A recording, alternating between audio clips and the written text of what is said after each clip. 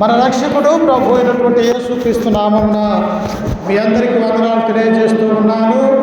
దేవుడు గతించిన ప్రభుదినం నుంచి ఈ ప్రభుదినం వరకు మనలందరినీ కూడా కాచి కాపాడి తన రెక్కల కింద భద్రపరిచి మన యొక్క జీవితంలో మరొక శ్రేష్టమైనటువంటి ఈ పరిశుద్ధమైనటువంటి ఆదివారం ఆయన యొక్క సన్నిధిలో కూర్చొని ఆయనను ధ్యానించుకొని ఆయనను మహింపరుచుకున్నటువంటి గొప్ప భాగ్యము దేవుడు మన అందరికీ కూడా అనుగ్రహించినట్టుగా మనం చూస్తూ ఉన్నాం. నేడున్నటువంటి యొక్క ప్రభుదినాన్ని చూడలేక అనేక మంది యొక్క లోకమును విడిచిపెట్టినటువంటి వారిని మనం చూడగలం ప్రియులారా. కానీ మనల్ని అయితే ఎందుకు ఉంచాడు? ఆయన యొక్క కృపలో మనం ఇంకా బ్రతికున్నాము కనుక, మనం ఇంకను ఆయన మనల్ని జ్ఞాపకం చేసుకున్నాడు కనుక ఇంకను మనం ఆయన యొక్క సన్నిధిలో ఉన్నామన్నటువంటి ఆ సత్యాన్ని మనము జ్ఞాపకం చేసుకోవాలి ప్రియులారా. అందుకనే ఈ యొక్క మధ్యాహ్న కాల సమయంలో ఒక అంశాన్ని గురించి మనం నేర్చుకొనబోతూ ఉన్నాం. ఏంటి ఆ అంశం గురించి అంటే, మనం అందరము కూడా దేవునితో మంచి సంబంధాన్ని కలిగి ఉండాలా. ఏంటమ్మా అంశము? అయ్యా ఏంటి? బైబిల్ తీసుకో. మనం అందరము కూడా మానవులుగా ఉన్నటువంటి మనము దేవునితో మంచి సంబంధాన్ని కలిగి ఉండాలా. ఈనాడు ఈ లోకంలో ఒక కుటుంబము మరొక కుటుంబముతో కలిసిమెలిసి ప్రేమ కలిగి ఉండాలంటే వారి మధ్య ఏముండాలా?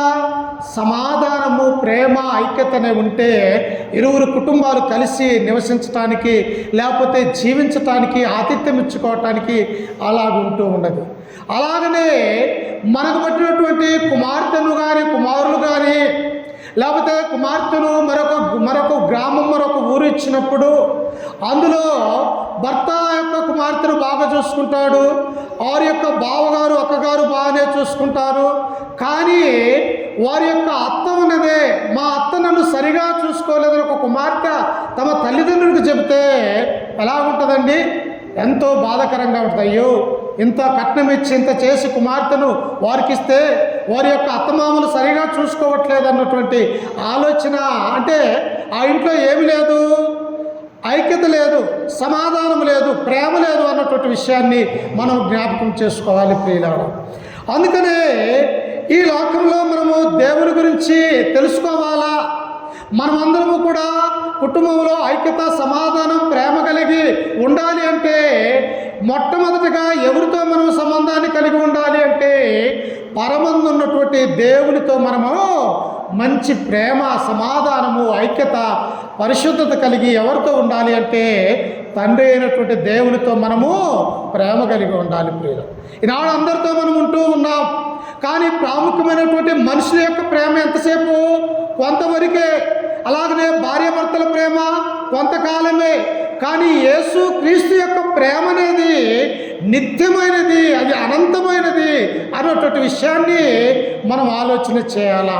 అందుకే ఈరోజు అంశం ఏమిటంటే, మానవులుగా ఉన్నటువంటి మనం అందరము కూడా దేవునితో మంచి సంబంధాన్ని కలిగి ఉండాలి ప్రియులారా.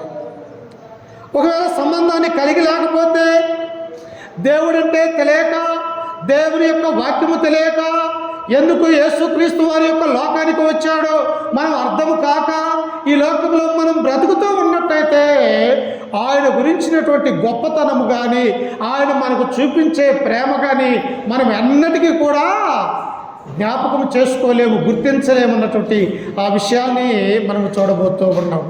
అందుకనే బైబిల్లో కూడా దేవునితో మంచి సంబంధాలు కలిగి లేకపోతే, దేవుని గురించినటువంటి ఆ సత్యము తెలియకపోతే మానవుని యొక్క జీవితం ఎలా ఉంటుందో అన్నటువంటి విషయాన్ని మనం చూస్తూ ఉన్నప్పుడు నిర్గమాకాండము 5వ అధ్యాయము 1వ వచనాన్ని మనం చదువుకుందాం. ఒకసారి చూడండి నాతో పాటు పరిశుద్ధ గ్రంథంలో నుంచి.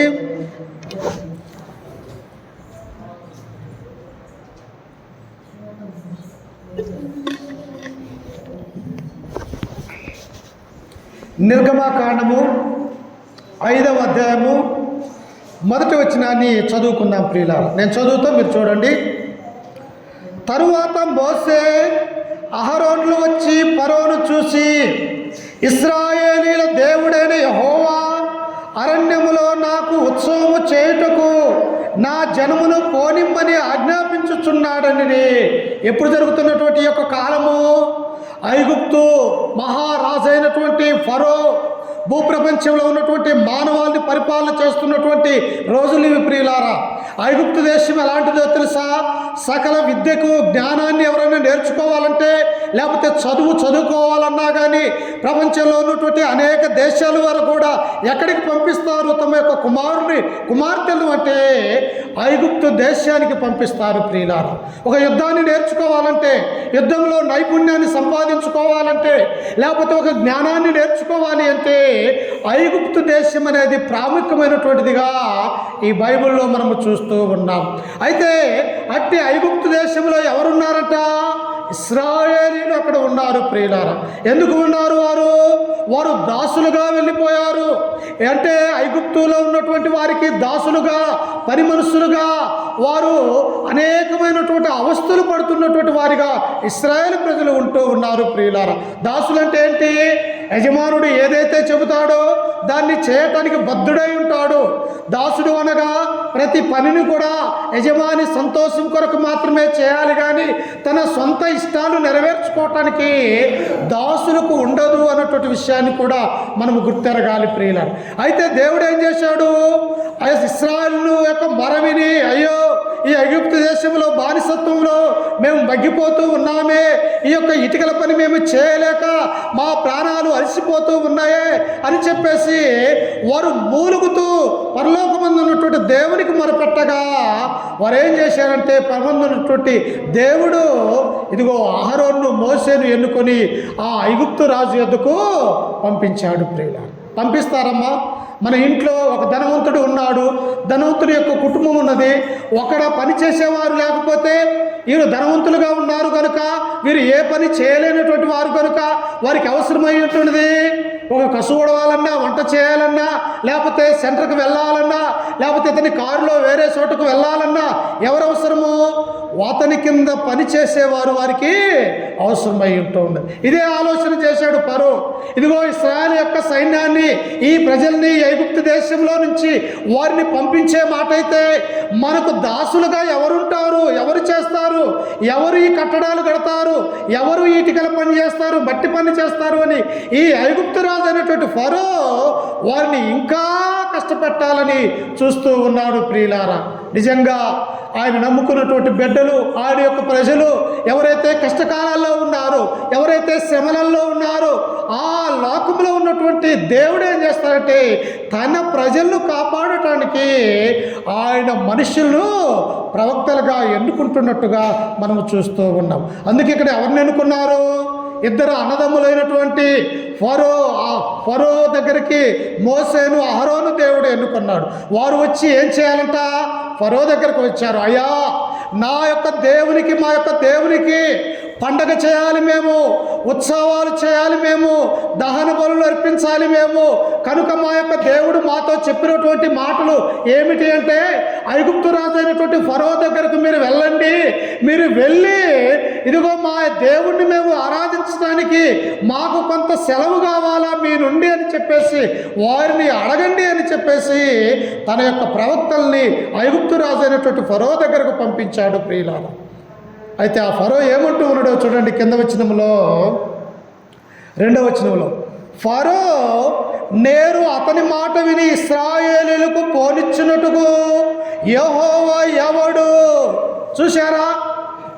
సృష్టిని, ఆకాశాన్ని, మానవాల్ని, సమస్త జీవరాశులను సృజించినటువంటి ఆ తండ్రి అయినటువంటి దేవుడైనటువంటి యెహోవాను ఇదిగో అన్య రాజు అయినటువంటి ఐగుప్తు రాజు అయినటువంటి ఈ యొక్క ఫరో, అయా మా దేవునికి మేము పూజ చేయాలని, మా దేవుణ్ణి ఆరాధించాలని చెప్పేసి మీరు అడిగితే ఈ రాజు అంటున్నటువంటి మాట ఏమిటంటే యెహోవా ఎవడు? అమ్మా, దేవుణ్ణి మనం అనొచ్చునా? దేవుణ్ణి మనము గర్వము కలిగినటువంటి మాటలు అనొచ్చునా? లేకపోతే దేవుని యొక్క సన్నిధిలో మన ఇష్టానుసారంగా మనము జీవించగలమా? జీవించలేం ప్రియులారా. ఎందుకు? నీ యొక్క ఆత్మకు, నా యొక్క ఆత్మకు, మన ప్రాణాల్ని ఈ యొక్క భూలోకములో జీవింపజేసినటువంటి వాడు దేవుడు. ఆయన సృష్టికర్త అన్నటువంటి విషయాన్ని మరిచినటువంటి ఈయన ఈ ఫరో అంటూ ఉన్నాడు యెహోవా ఎవడు అంటూ ఉన్నాడు. అంటే ఇతనికి ఏమి లేదు, దేవునితో మంచి సంబంధం లేదు. దేవుడంటే తెలియనటువంటి వాడిగా ఉన్నాడు. సృష్టికర్త యొక్క ఆలోచనలు ఎరగనటువంటి వాడిగా ఉంటూ ఉన్నాడు. అలాగనే నీవు నేను కూడా, లేకపోతే మనకున్నటువంటి పిల్లలకు కూడా దేవుని గురించినటువంటి ఆ సత్యము కానీ, దేవుని గురించినటువంటి ఆ వాక్యము కానీ వారికి మనము బోధించకపోతే రాబోయే తరాలలో కూడా వారు ఏమంటారు అంటే యెహోవా ఎవడు అనే స్థితిలోనికి వస్తారు ప్రియులారా. ఇది చాలా పాపమైనటువంటి సంగతి అన్నటువంటి విషయాన్ని మనం గమనించాలి. ఇప్పుడు ఫరోకి ఏమి లేదు, దేవునితో మంచి సంబంధం లేదు, దేవునితో మంచి బాంధవ్యం లేదు. దేవుడంటే తెలియనటువంటి వాడిగా ఉన్నాడు కనుక ఈ సృష్టికర్త అయినటువంటి ఆ దేవుణ్ణి యెహోవా ఎవడు అనే ఒక గర్విష్ఠ హృదయముగా చూస్తూ ఉన్నాడు ప్రియులారా. కానీ దేవుడు ఏం చేశాడో తెలుసా? ఎవడు యెహోవా అన్నందుకు ఆ దేశం మీదకి 10 తెగులను రప్పించాడు. అప్పుడు గుర్తించాడు, అయ్యో ఈయన సర్వసృష్టికర్త అయినటువంటి యెహోవా దేవుణ్ణి నేను తొలనాడానని. అప్పుడు తన యొక్క దిగొచ్చి ఆ ఫరో యొక్క కుమారుడు కూడా చనిపోయినటువంటి వాడిగా మనం చూడగలం ప్రియులారా. అందుకనే దేవునితో మనం ఎలా ఉండాలా? మంచి సంబంధాన్ని కలిగి ఉండాలి ప్రియులారా. మంచి ప్రేమ కలిగి ఉండాలి. ఉదయం లేచిన దగ్గర నుంచి నా దేవునితో నేను ఎంత సమయము దేవునికి కేటాయించగలుగుతూ ఉన్నాను, దేవునిలో నేను ఎంత ఉన్నాను, ఎంత సమయం ఉన్నా, ఎన్ని రోజులు ఉన్నా, ఎంతకాలం ఉన్నా, ఈరోజు నేను ఆయనతో లేనా, లేకపోతే నేను ఆయన నుండి దూరం అయిపోయానని ప్రతి నిమిషము కూడా మనం ఏం చేయాలి అంటే మన హృదయానికి, మన మనస్సుకు మనము చెప్పుకునే వారిగా మనం ఉండాలి ప్రియులారా. అలా ఉండకపోతే ఫరోగిన యెహోవా ఎవడు అని అన్నట్టే మన హృదయంలో గర్విస్తే మనం ఈ లోకంలో బ్రతకగలమా, మనం ఈ లోకంలో జీవించగలమా? ఒక్కసారి ఆలోచన చేయండి ప్రియులారా. అందుకనే దేవునితో మానవులు మంచి సంబంధాన్ని కలిగి ఉండాలా, మంచి ప్రేమను కలిగి ఉండాలా అన్నటువంటి విషయాన్ని మనం నేర్చుకుంటూ ఉన్నాం. అందుకనే చూడండి, యోబు గ్రంథము 21వ అధ్యాయము 15వ వచనంలో కూడా యోబు యొక్క స్నేహితులు అంటున్నటువంటి మాటలు ఏంటో ఒకసారి చూడండి. యోబు గ్రంథము 21వ అధ్యాయము 15 నుంచి మనము చదువుకుందాం. చూడండి, యోబు గ్రంథము 21వ అధ్యాయం 15వ వచనము. మేము ఆయనను సేవించుటకు సర్వశక్తుడకు వాడెవడు. చూశారా, అక్కడేమో ఫరో వచ్చేసి యెహోవా ఎవడు అని అంటే యోబు యొక్క స్నేహితులు యోబు యొక్క భక్తి జీవితం గురించి వారికి తెలుసు. యోబు ఎలాంటి నీతిమంతుడో, ఎలాంటి యథార్థపరుడో, ఆయన దేవుడంటే ఎంత భక్తిపరుడో వీరు తెలిసి కూడా వీరి స్నేహితులు అంటూ ఉన్నారు. ఏమంటూ ఉన్నారంటే మేము ఆయనను సేవించుటకు సర్వశక్తుడకు వాడెవడు, మేము ఆయనను గూర్చి ప్రార్థన చేయుట చేత మాకేమి లాభము కలుగును. చూశారా, ఏమొస్తుందమ్మా లాభము? దేవుని యొక్క మందిరానికి పోతే ఆయన చేసే మేలు కంటికి కనపడు, మనుష్య హృదయానికి గోచరము కావు ప్రియుల. ఆయన దీవించే దీవెనలు ఎలాంటివో తెలుసా? ఇదిగో ఆకాశాన్ని చూడండి, మానవునికి నివసించడానికి యోగ్యమైనటువంటి భూమిని చూడండి. ఈ యొక్క ఆకాశాన్ని మనము చూస్తూ ఉన్నప్పుడు ఇదిగో దేవుని యొక్క చేతి పని అక్కడ మనకు కనిపిస్తూ ఉన్నది. ఈ భూమిని మనము చూస్తూ ఉన్నప్పుడు తన యొక్క బిడ్డల యొక్క భూమి మీద సజీవంగా అన్ని వేళలా సరిగా బ్రతకాలని చెప్పేసి ఈ భూమిని నిర్మించినటువంటి ఆ దేవుణ్ణి కూడా మర్చిపోయినటువంటి వీరు ఏమంటూ ఉన్నారు అంటే అసలు సర్వశక్తుడకు వాడేవాడు, ఆయనకు మాకు ప్రార్థన చేస్తే మాకేమీ లాభము అని యోబు స్నేహితులు అంటున్నారు ప్రియుల. ఈనాడు కూడా చూడండి, అమ్మ దేవుని యొక్క మందిరానికి వెళ్దాం రాండి అంటే ఏమున్నది మన దగ్గర? ఏమున్నది? ఎందుకు వెళ్ళాలా?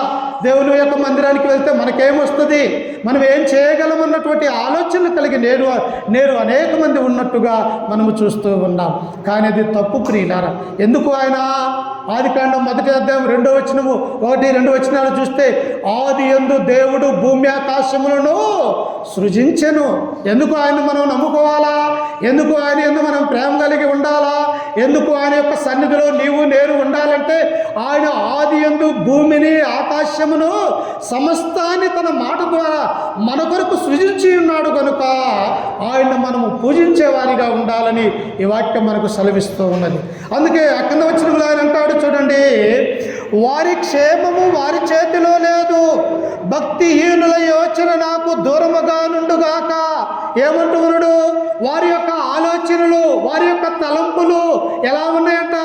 సాతాను యొక్క ఆలోచనల ప్రకారం ఉన్నవి దేవుని యొక్క చిత్త ప్రకారము కానీ, దేవుని యొక్క ఆలోచన ప్రకారము కానీ, వారికి మంచి కానీ, మర్యాద కానీ, లేకపోతే దేవుని యొక్క ఆజ్ఞలు తెలుసుకోవాలన్న ఆ హృదయం వారికి లేదు కనుక వారి యొక్క ఆలోచన వారిలో లేనట్టుగా మనం చూస్తాం. అమ్మ, బుద్ధిహీనుడు ఎలా ప్రవర్తిస్తాడు?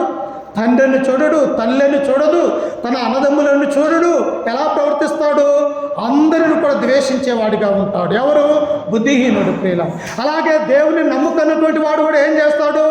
ఎవడు దేవుడు అంటాడు, ఎందుకు ప్రార్థన అంటాడు, ఎందుకు దేవాలయానికి సన్నిధానానికి వెళ్ళాలని తన యొక్క హృదయంలో అనుకుంటాడు. కనుక ఈ యొక్క ఏబు స్నేహితులు కూడా అలాగనే ఉన్నారని ఏబు మనకి ఇక్కడ సెలవిస్తూ ఉన్నాడు ప్రియుల. నీ నా జీవితంలో కూడా మనం కూడా మన యొక్క భర్తలకి, మన యొక్క భార్యలకి, మన యొక్క పిల్లలకి ఉదయం లేచిన దగ్గర నుంచి క్రీస్తు యొక్క గొప్పతనాన్ని, ఆయన ఎందుకు యొక్క లోకానికి వచ్చాడు, ఆ తండ్రి అయినటువంటి దేవుని యొక్క కృప ఏమిటి, పరిశుద్ధాత్మ యొక్క సావాసం ఏమిటి, క్రైస్తవులు సంఘముగా ఎందుకు కూడుకుంటున్నారన్నట్టు ఆ విషయాలు మనము బోధించకపోతే వారు కూడా దేవుని యొక్క ప్రేమను పొందలేక ఒక సాతాను యొక్క ఆలోచన ప్రకారం జీవించి వారు నరకానికి వెళ్ళే మార్గం ఉన్నదని మనం గుర్తు చేసుకోవాలి ప్రియుల. ఎవరైనా ముళ్ళ ద్వారానే వెళ్తూ ఉంటారు, అక్కడ రాళ్ళు, రప్పలు, ముళ్ళు ఉంటాయి. మనం ఏం చేస్తాము? అయ్యా, ఈ యొక్క మార్గమును వెళ్ళిపోతే ఆ ముళ్ళు పుచ్చుకొని నీకు రక్తం అనేది వస్తే నీ యొక్క శరీరము బలహీనమైపోతుంది, ఇది సరైనటువంటి త్రోవ కాదు అని మనము చెబుతాము. కానీ దేవుని యొద్దకు రానటువంటి పిల్లల విషయంలో మనం ఏం చేయాలా? ఇదిగో మనం మరణించిన తర్వాత రెండు మార్గాలు ఉంటాయి. ఒకటి సరైనటువంటి మార్గము, రెండు ఇదిగో నరకానికి పొందే మార్గము. ఇదిగో నువ్వు దేవుని యొక్క మందిరంలోనికి రాకపోతే నీ ఆత్మ నరకములో కాలిపోతుంది అని చెప్పేసి మనం ఏం చేయాలా? వారికి చెప్పి ఒప్పించేవారిగా మనం ఉండాలని ఈ గ్రంథం మనకు సెలవిస్తూ ఉన్నది ప్రియులారా. అందుకని ఇక్కడ ఏబు స్నేహితులు ఏమంటూ ఉన్నారట? ప్రార్థనకు పోతే, ప్రార్థన చేస్తే మాకేమి లాభము అని చెప్పేసి వారు అడుగుతూ ఉన్నారు ప్రియులారా. లాభం లేదా మనకి? ఈనాడు రాత్రికాల సమయంలో పడుకున్నాం, ఈనాడు మనము లేచే ఆయన యొక్క సన్నిధానంలో ఉన్నామంటే అది దేవుడిచ్చినటువంటి కృప కాదా? మన యొక్క కుమారులు, కుమార్తెలకు మంచి ఆరోగ్యం ఉన్నదంటే అది దేవుడిచ్చినటువంటి బహుమానాలు కాదా? ఇట్టి ఆశీర్వాదాలు దేవుడు మనకు అనుగ్రహించినప్పటికీ కూడా ఆయన కొరకు ఒక్క రోజు కూడా మనము కేటాయించలేనటువంటి వారిగా మనం ఉంటూ ఉన్నాం ప్రియులారా.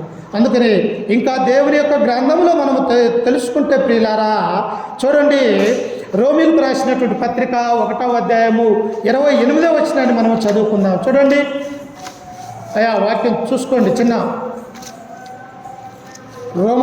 రోమీలకు రాసినటువంటి పత్రిక 1వ అధ్యాయము 28వ వచనాన్ని చదువుకుందాము.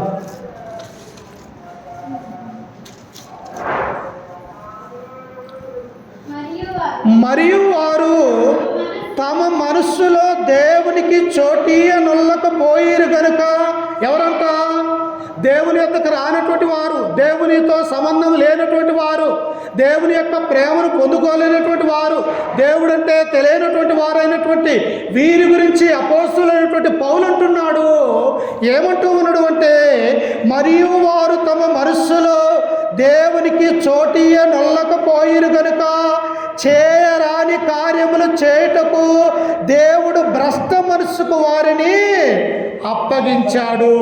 నీవు దేవుని యొక్క మందిరానికి రాకపోతే, నీవు దేవుని యొక్క ఆజ్ఞల ప్రకారం జీవించకపోతే, దేవుని యొక్క చిత్తం ఏమిటో నీవు గ్రహించకపోతే దేవుడు నిన్నేం చేస్తాడో తెలుసా? సాతానుకు నిన్ను అప్పగించేవాడిగా ఉంటూ ఉన్నాడు. ఇక సాతానుకు అప్పగిస్తే మన మనస్సు, మన హృదయం ఎలా ఉంటుంది? దుర్మార్గుడి వల్ల నడుచుకుంటాం ప్రియులారా. తల్లిదండ్రులు కొడతాం, అన్నదమ్ముల మీదకి వెళ్తాం, ఆ రక్త సంబంధికులకు పోతాం, అలాగనే సంఘంలో ఉన్నటువంటి స్వార్థకులకు మీదక, ఈ విధంగా అనేక గొడవలకు కారణం ఎవరు అంటే దేవుడికి తన మనస్సులో చోటు ఇవ్వకపోతే దేవుడు ఏం చేస్తాడంట? భ్రష్ట మనస్సును తన యొక్క హృదయంలో ఉంచుతాడు ప్రియులారా. చూస్తాడు, ఎంతకాలం మారు మనస్సు పొందకపోతే, ఎంతకాలం కూడా దేవుని యొక్క సన్నిధానానికి రాలేకపోతే, ఎంతకాలం కూడా తమ యొక్క మనస్సు మార్చుకున్న లోకంలోనే పడి ఉన్నటువంటి వారిని దేవుడు ఏం చేస్తారంటే, ఇతను ఎప్పటికీ కూడా నా దగ్గరకు రాడు కనుక ఇతనికి ఒక భ్రష్ట మనస్సు అనేది అనుగ్రహించాలని చెప్పేసి దేవుడు ఏం చేస్తారంట? సాతానికి అప్పగిస్తాడు ప్రియులారా. సాతాను అప్పగిస్తే మన హృదయంలో సాతాను నిలబడతాది, అపవాదికి చోటిచ్చినటువంటి వారం అవుతాం, మనం ఎట్ట ప్రవర్తిస్తామో తెలియనటువంటి వారిగా ఉంటాం. అందుకని ఇక్కడ ఏమంటూ ఉన్నాడు, వారు తమ మనస్సులో దేవునికి చోటీయ నొల్లకపోయిరు గనుక చేయరాని కార్యములు చేయుటకు దేవుడు భ్రష్ట మనస్సును వారికి అప్పగించును. అంటే మంచి మనస్సు లేదు. ఈనాడు ఎందుకు హత్యలు జరుగుతూ ఉన్నాయి, ఎందుకు దొంగతనాలు జరుగుతూ ఉన్నాయి, ఎందుకు అనేక విధాలమైనటువంటి మోసమైనటువంటి కార్యాలు జరుగుతూ ఉన్నాయంటే వారి యొక్క మనస్సులో దేవుడు లేడు కనుక, వారికి భ్రష్ట మనస్సు అనుగ్రహించినాడు కనుక వారి యొక్క ఆలోచనలు అలాగున్నట్టుగా మనము చూస్తూ ఉన్నాం. అందుకనే దేవుడు ఏమంటూ ఉన్నాడు, మీరు నాతో మంచి సంబంధాన్ని కలిగి ఉండాలి ప్రియులు. దేవునితో సంబంధం కలిగి ఉంటే మనం పాపం చేయటానికి మన యొక్క హృదయము ముందుకు పోతుందా? దేవునితో మంచి సంబంధాన్ని కలిగి ఉంటే మనం ఏదన్నా దొంగతనం చేయగలుగుతామా, లేకపోతే త్రాగుబోతనం చేయగలుగుతామా, లేకపోతే అల్లరి చిల్లరగా మనము తిరగాలి అంటే దేవుడు మన మనస్సులో ఉన్నాడు కనుక అట్టి ఆలోచనలు మనకు రావు అన్నటువంటి సత్యాన్ని మనము గ్రహించే వారిగా మనం ఉండాలి ప్రియులారా. అందుకని ఈ సమయంలో ఏమంటూ ఉన్నాడంట చూడండి, నాతో పాటు పరిశుద్ధ గ్రంథంలో నుంచి సమయాలు 1 గ్రంథము 2వ అధ్యాయము 13వ వచనాన్ని మనం చదువుకుందాం. చూడండి, పాత నిబంధన గ్రంథంలో ఉన్నటువంటి సమయాలు 1 గ్రంథము 2వ అధ్యాయం 13వ వచనాన్ని చదువుకుందాం.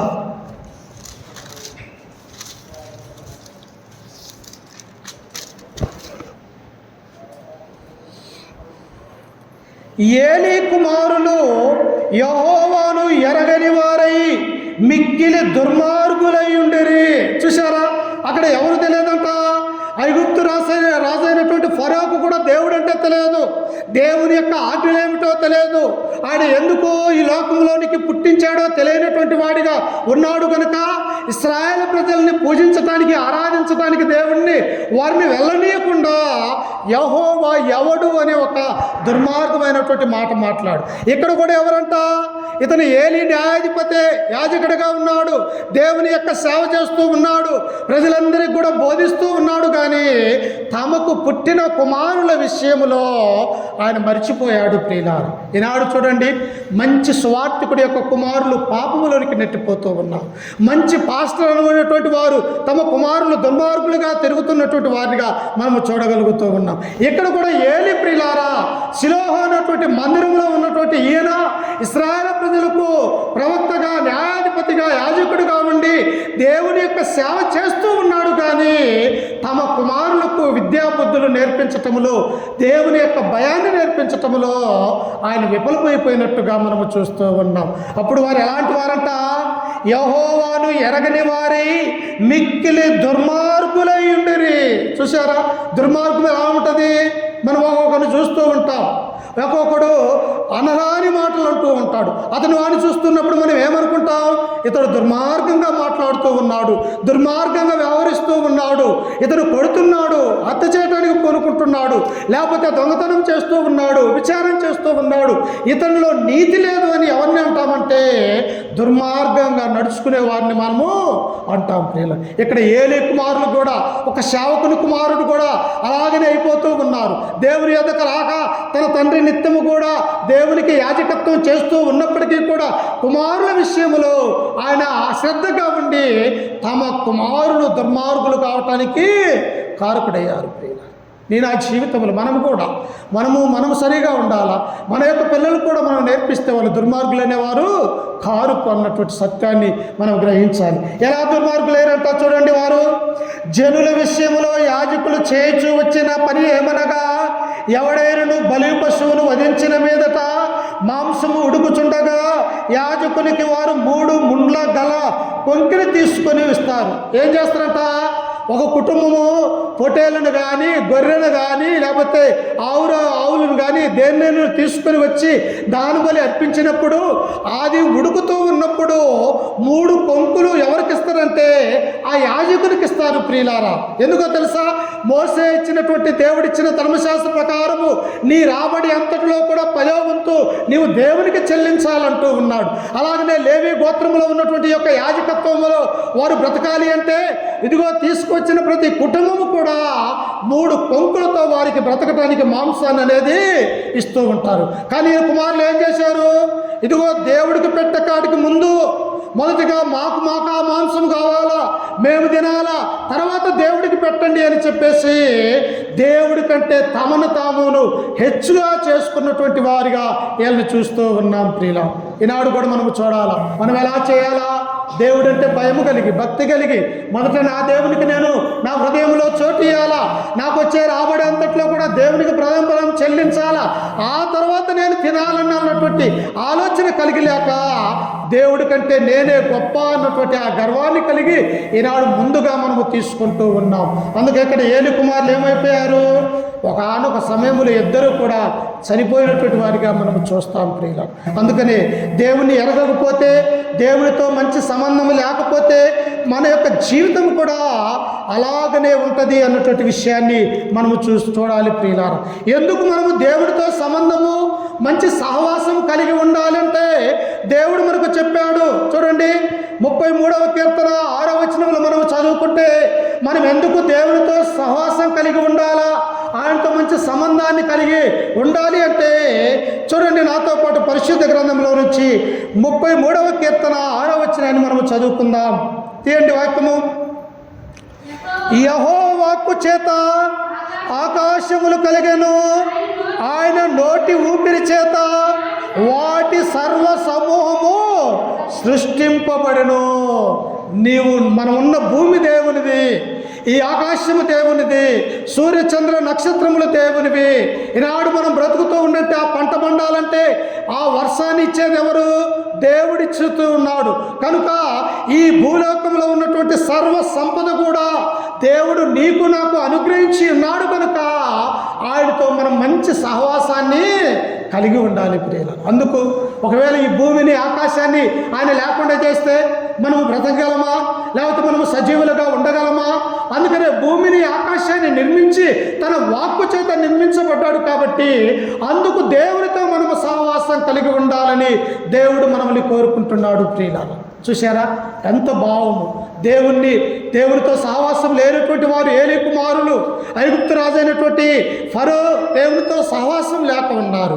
కానీ ఇక్కడ మనం ఎందుకు సహవాసము సంబంధం కలిగి ఉండాలి అంటే ఆయన భూమిని, ఆకాశాన్ని, ఈ నక్షత్రాన్ని, సూర్య చంద్రుణ్ణి మనకి ఇచ్చి ఉన్నాడు. కనుక ఆయనతో మనం సంబంధము కలిగి ఉండాలి ప్రియులారా. ఇంకా ఏమంటూ ఉన్నాడు ఆయన? చూడండి ఒకసారి, అదే 102వ కీర్తన 25వ వచనంలో మనం చదువుకుంటే ఎందుకు ఆయనతో మనం సహవాసం కలిగి ఉండాలి అంటే 102వ కీర్తన 25వ వచనాన్ని చదువుకుందాం. చూడండి ప్రియులారా. పూర్వమే నీవు భూమికి పునాది వేసితివి, ఆకాశములు కూడా నీ చేతి పనులే, అవి నశించును కానీ నీవు నిలిచియుందువు. చూశారా? అయ్యా, పూర్వమందే నీవు ఆకాశాన్ని, భూమిని నీవు సృజించావు, నీ యొక్క చేతి పనులవి. ఈనాడు ఒక టైలర్ ఉన్నాడు, ఒక సొక్క కొడతాడు. ఎవరి చేతి పనులవి? ఆ టైలర్గా ఉన్నటువంటి ఆ వ్యక్తి కష్టపడి కుడితే ఒక ఆకారం వస్తూ ఉన్నది ప్రియులారా. అందుకనే భూమిని, ఆకాశాన్ని ఎలా ఉన్నదట? భూమి నిరాకారముగాను శూన్యముగాను ఉండి ప్రభు యొక్క ఆత్మ నీళ్ళ మీద అల్లాడుచున్నదని ఆదికాండం 1-2 వచనాలలో మనము చదువుకుంటాం.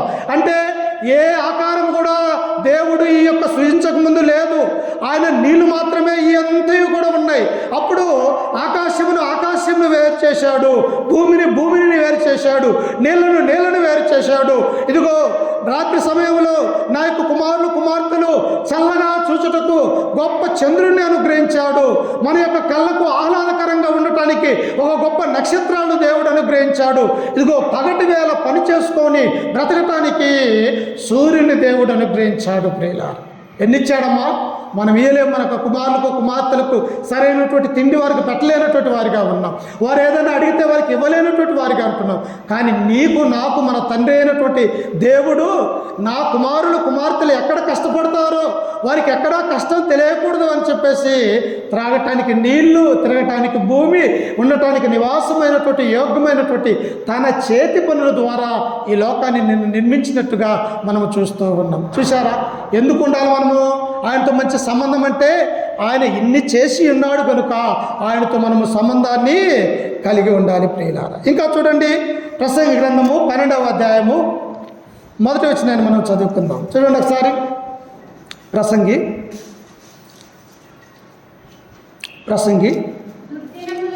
దుర్దినములు రాకముందే ఇప్పుడు వీటి యందు నాకు సంతోషము లేదని నీవు చెప్పు సంవత్సరములు రాకముందే. ఎప్పుడు వస్తాయమ్మా దుర్దినములు?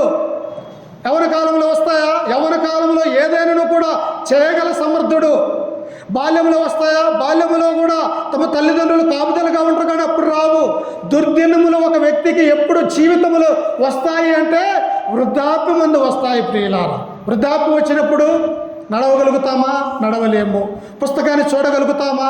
ఈ కనుచూపు కోల్పోయి పుస్తకాన్ని చూడలేము, చదవలేము. అందుకని ఇక్కడ అంటూ ఉన్నాడు, మానవుని యొక్క జీవితం 4 భాగాలుగా దేవుడు చేశాడు.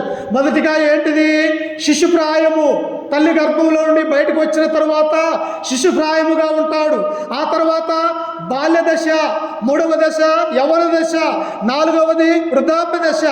ఎప్పుడు మానవునికి దుర్దినములు అంటే వృద్ధాప్యమందు దుర్దినాలు ఉంటాయి ప్రియుల. తినాలనిపిస్తుంది, కానీ అరుగుదల అవుతుందమ్మా, తినలేము.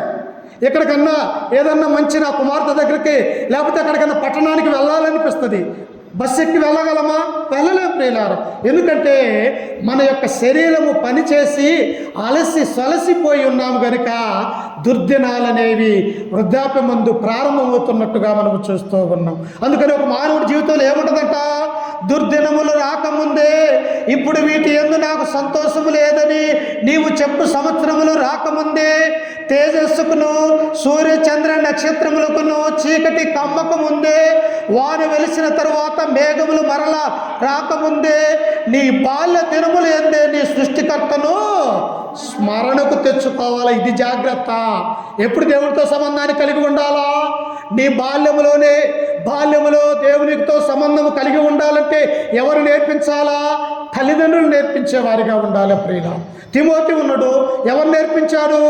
తమ అమ్మమ్మ, తమ యొక్క తల్లి ఇరువురు కలిసి తిమోతిని దేవుని యొక్క వాక్యములో పెంచినట్టుగా తిమోతికి రాసినటువంటి 2వ పత్రిక 1:3 వచనంలో మనము చదువుకుంటే అక్కడ ఉంటూ ఉన్నది ప్రియులారా. ఓ తిమోతి, నీ విశ్వాసం నీకు ఎలా వచ్చిందో తెలుసా? నీ అంతటికి నీకు రాలేదు.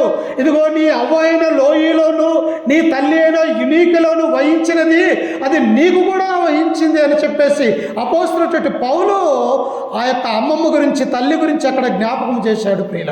అందుకని ఇక్కడ జ్ఞాని అయినటువంటి సొలొమోను అంటున్నాడు, ఇదిగో ఎప్పుడు రావాలా? నీ జీవితంలో దుర్దినములు రాకముందే, సూర్యుడు చంద్రుడికి చీకటి కమ్మక ముందే నువ్వేం చేయాలా? నీ బాల్య దినములేందే నీ సృష్టికర్తను స్మరణకు తెచ్చుకోవాలి ప్రియుల. చూశారా?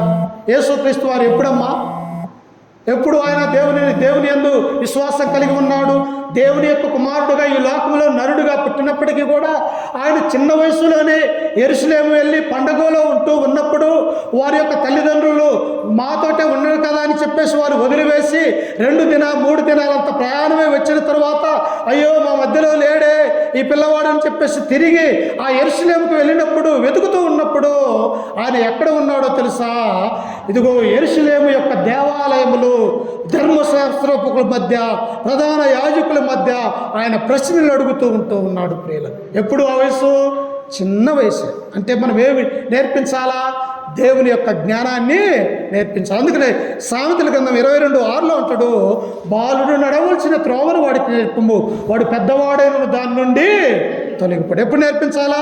చెట్టు ఏదైనా దాన్ని మొదటిగా వంకరగా ఉన్నది, దాన్ని చక్కగా రావాలంటే ఒక కర్ర, సరైనటువంటి కర్ర పాతాలా, దాన్ని సరిగా మరి కట్టితే అది పెరుగుతూ ఉన్నప్పుడు చక్కగా పెరిగేదానిగా ఉంటూ ఉన్నది. అందుకనే 144వ కీర్తన 11-12 వచనాలలో కూడా మా కుమారులు తమ నగరునికై చెక్కిన మూల స్తంభములోనే ఉన్నారు. ఎవరంట? ఇశ్రాయేలు యొక్క కుమార్తెలు ఎలా ఉన్నారంటే మూల స్తంభంలోనే ఉన్నారు.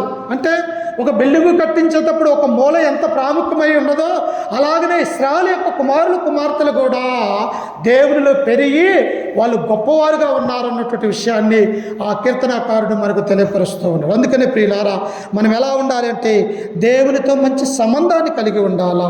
అందుకని ఇక్కడ ఏమంటూ ఉన్నాడు? నీ బాల్య దినములేంది నీ సృష్టికర్తను స్మరణ, అంటే జ్ఞాపకం చేసుకోవాలా, మర్చిపోకూడదు దేవుణ్ణి. ఎల్లప్పుడూ కూడా మన యొక్క హృదయంలో, మన యొక్క మనస్సులో మనం నడుస్తూ నడుస్తూ ఉన్నప్పుడు, కూర్చుంటూ ఉన్నప్పుడు, పడుకుంటూ ఉన్నప్పుడు ఆయనను మనం జ్ఞాపకం చేసుకునే వారిగా ఉండాలి ప్రియులు. చివరిగా ఒక మాట చదువుకొని ముగించుకుందాము. సమూయేలు మొదటి గ్రంథము 3వ అధ్యాయము మనము చదువుకున్నట్టయితే ఒక బాలుడైనటువంటి మనిషి ఇక్కడ మనకు కనిపిస్తాడు. చూడండి, సమూయేలు గ్రంథము 3వ అధ్యాయము 1వ వచనం చదువుకుంటూ, బాలుడైన సమూయేలు. చూశారా ఎవరంట? అక్కడ ప్రసంగి అన్నాడు, నీ బాల్య దినములేందే నీ సృష్టికర్తను ఏం చేయాలంట? స్మరణకు తెచ్చుకోవాలన్నాడు. ఇక్కడ ఏమున్నది?